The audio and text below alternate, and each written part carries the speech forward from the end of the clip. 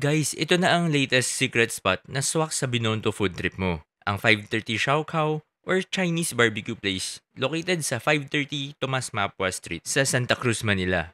Oo, kaya pala 530 ang name. 5 p.m. din sila nagsisimula mag-barbecue.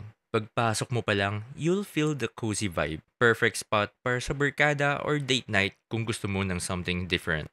At ang highlight, you get to grill your own food right at your table. Pero hindi ito typical grill setup ha. Yung grilling equipment nila is super unique and fancy looking.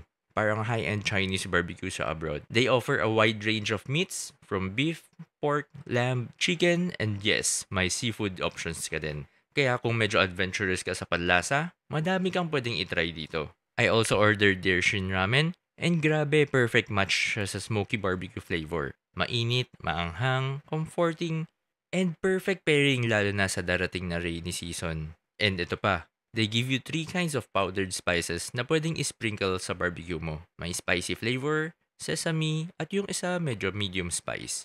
You can mix and match depends sa gusto mong lasa. Just a heads up, this is not an only barbecue.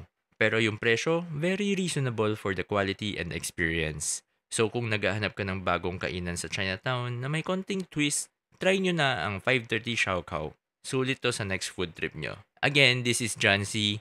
Thanks for watching.